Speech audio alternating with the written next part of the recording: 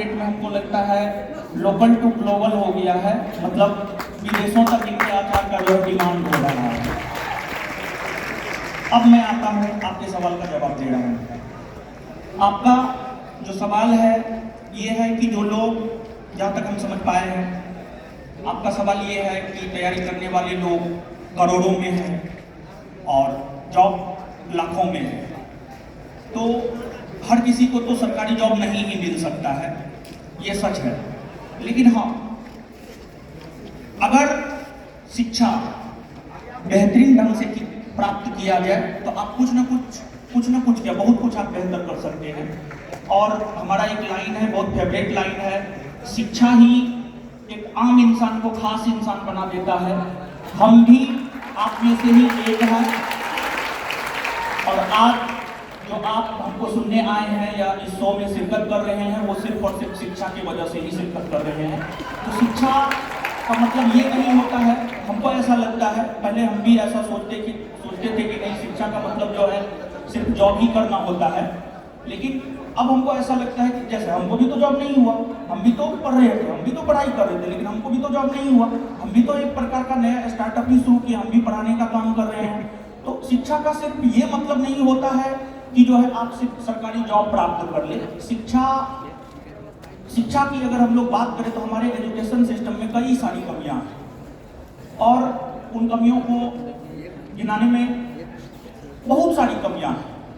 लेकिन हमको ऐसा लगता है कि अगर आप शिक्षित होते हैं तो एक अनएजुकेटेड इंसान अगर कोई बिजनेस करता है और एक एजुकेटेड इंसान अगर कोई बिजनेस करता है तो दोनों में बहुत अंतर हो जाता है। अनएजुकेटेड इंसान अगर बिजनेस करता है तो वो सीमित रह जाता है, लेकिन एजुकेटेड इंसान अगर बिजनेस करता है तो हमको लगता है कि वो कल्पना जी की तरह अपने ब्रांड को, अपने ब्रांड वैल्यू को लोकल टू ग्लोबल तक पहुंचा सकती है।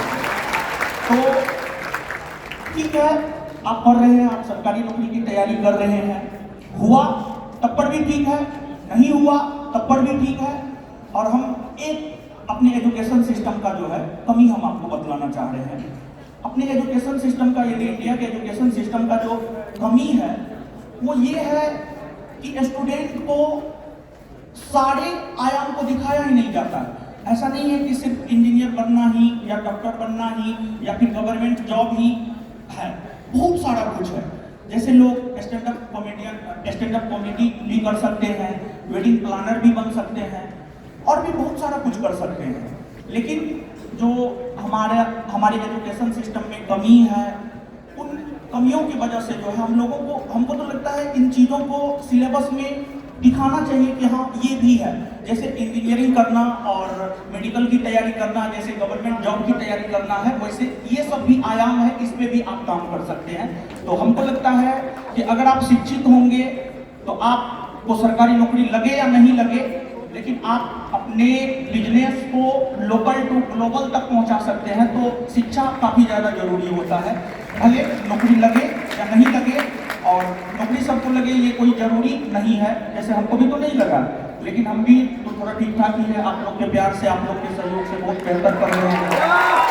तो हमारा तो ये रहता है कि हम जो भी हमारे संस्थान से जुड़े हैं सभी को उनके मंजिल तक पहुंचा देना है। मेरा सवाल इसी से जुड़ा होने वाला था बगला। आप एक ऐसी महिला हैं जो स्टार्टअप में आज बड़ा नाम हो चुकी है, आप एक ऐसे पुरुष हैं जो स्टार्टअप करके एजुकेशन के हक में काम कर रहे हैं। आप लोग यहाँ जो बैठे स्टूडेंट्स हैं या जो हमें बाद में देखेंगे, उन्हें ये टिप्स दीजिए कि कौन सी ऐसी चीज़ है जो आपके स्टार्टअप को या आपके अंदर एक स्टार्टअप रेडी करने की काबिलियत रखती है, उसको किक करती है। और आप मुझे ये बताइए, स्टूडेंट्स कब ये समझे कि मैं तैयारी कर रहा हूँ एग्जाम की, मैं इसके लिए पर्याप्त तैयार हूँ, या मैं एक एग्जाम क्लियर करके वो पर्टिकुलर सरकारी अधिकारी बनने के काबिल हूँ, या फिर शायद वो मेरे लिए नहीं है, मुझे दूसरे ऑप्शंस एक्सप्लोर करने चाहिए। ये फर्क या वो फैक्टर्स कौन से हैं, अगर आप दोनों इस पर लाइट थ्रो कर मैं बताना चाहूँगी कि सरकारी जॉब के लिए आप लोग तैयारी करते हैं, बहुत अच्छी बात है।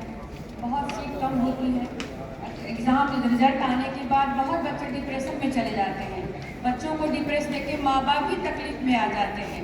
घबराइए मत, मेरा कहना है रोटी कपड़ा मकान और एक दुकान, हर बच्चे में एक हुनर ऐसा हो जिसको लेकर वो आगे बढ़े, उस हुनर को ही आप डेवलप कीजिए।